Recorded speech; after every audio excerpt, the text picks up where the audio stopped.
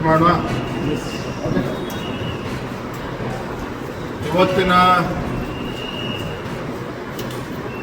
ಇಂದು ನಡೆದಿರ್ತಕ್ಕಂಥ ಕೋರ್ ಕಮಿಟಿಯ ಸಭೆಯಲ್ಲಿ ಏನು ನಮ್ಮ ಪಕ್ಷದ ಹಿರಿಯರು, ರಾಜ್ಯದ ಉಸ್ತುವಾರಿಗಳಾಗಿರ್ತಕ್ಕಂಥ ರಾಧಾ ಮೋಹನ್ ದಾಸ್ ಅವರು, ಸಹ ಉಸ್ತುವಾರಿಗಳಾಗಿರ್ತಕ್ಕಂಥ ಸುಧಾಕರ್ ರೆಡ್ಡಿ ಅವರು, ಮಾನ್ಯ BS ಯಡಿಯೂರಪ್ಪನವರು, ಬೊಮ್ಮಾಯಿಯವರು ಎಲ್ಲ ನಮ್ಮ ಕೋರ್ ಕಮಿಟಿ ಸದಸ್ಯರು ಕೂಡ ಇವತ್ತಿನ ಸಭೆಯಲ್ಲಿ ಭಾಗವಹಿಸಿದರು.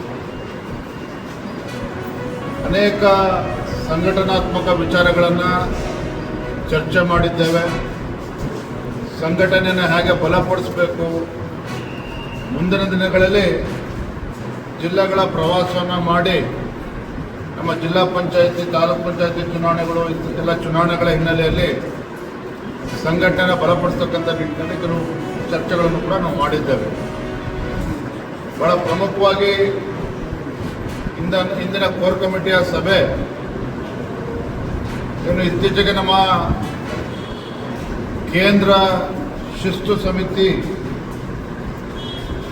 ಬಸವನಗೌಡ ಪಾಟೀಲ್ ಯತ್ನಾಳ್ ಶಾಸಕರೇನಿದ್ದಾರೆ, ಅದೇ ರೀತಿ SD ಸೋಮಶೇಖರ್ ಅವರು, ಶಿವರಾಮ್ ಹೆಬ್ಬಾರ್, ಈ 3 ಜನ ಶಾಸಕರ ವಿರುದ್ಧ ಶಿಸ್ತು ಕ್ರಮವನ್ನು ಕೈಗೊಳ್ಳಬೇಕು ಅಂತೇಳಿ ನಮ್ಮ ರಾಜ್ಯ ಕೋರ್ ಕಮಿಟಿಯಲ್ಲೂ ಕೂಡ ಚರ್ಚೆ ಆಗಿತ್ತು.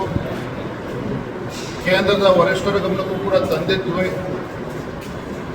ಅದೆಲ್ಲದರ ಪರಿಣಾಮವಾಗಿ ಇವತ್ತು 3 ಶಾಸಕರನ್ನು ಪಕ್ಷದಿಂದ 6 ವರ್ಷಗಳ ಕಾಲ ಉಚ್ಚಾಟನೆ ಮಾಡಿದ್ದಾರೆ.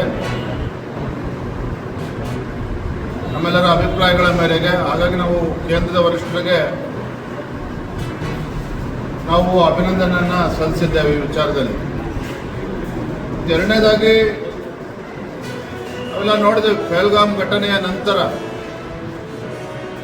ಆಪರೇಷನ್ ಸಿಂಧೂರ್ ಏನು ಯಶಸ್ವಿಯಾಗಿ ನಮ್ಮ ವೀರ ಯೋಧರು ರಾಜ್ಯದಲ್ಲಿ ಅಭಿವೃದ್ಧಿಗೆ ಹಣ ಕೊಡೋದಕ್ಕೆ ಸಾಧ್ಯ ಆಗ್ತಾ ಇಲ್ಲ, ತಮ್ಮ ವೈಫಲ್ಯಗಳನ್ನು ಮುಚ್ಚಿ ಹಾಕಿಕೊಳ್ತಕ್ಕಂಥ ಸಲುವಾಗಿ ಎಲ್ಲೋ ಒಂದು ಕಡೆ ರಾಜ್ಯದಲ್ಲಿ ಕಾನೂನು ಸುವ್ಯವಸ್ಥೆ ಹಾಳಾಗೋದಕ್ಕೂ ಕೂಡ ರಾಜ್ಯ ಸರ್ಕಾರವೇ ಇವತ್ತು ಷಡ್ಯಂತ್ರನೇ ಕಾರಣ ಅನ್ನೋದನ್ನು ಸ್ಪಷ್ಟವಾಗಿ ಸಂದರ್ಭದಲ್ಲಿ ಹೇಳ್ತೇನೆ.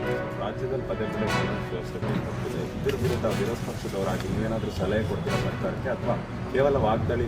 ಸಲಹೆ ಕೊಡ್ತಕ್ಕಂಥ ದೊಡ್ಡ ಮನುಷ್ಯ ನಾವಲ್ಲ, ಆದರೆ ಸರ್ಕಾರದ ಗುಂಡಾವರ್ತನೆ, ರಾಜ್ಯ ಸರ್ಕಾರದ ಗುಂಡಾವರ್ತನೆ ಏನಿದೆ, ಇವರ ಸ್ವಕ್ಕನ ಮುರಿತಕ್ಕಂಥ ಶಕ್ತಿ ಭಾರತೀಯ ಜನತಾ ಪಾರ್ಟಿಗಿದೆ, ನಮ್ಮ ಕಾರ್ಯಕರ್ತರಾಗಿದೆ. ಅದು ಬರೋದ್ರಿಂದ ನಾವು ತೋರಿಸ್ತೇವೆ.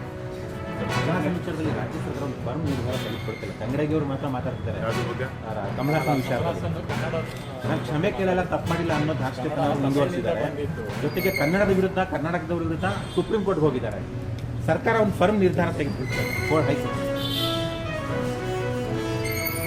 ಸರ್ಕಾರದ ನಡವಳಿಕೆ ಏನಂದ್ರೆ ಹಾವು ಸಾಯಬಾರ್ದು, ಕೋಲು ಮುರಿಬಾರ್ದು. ಆದರೆ ಕಮಲಾ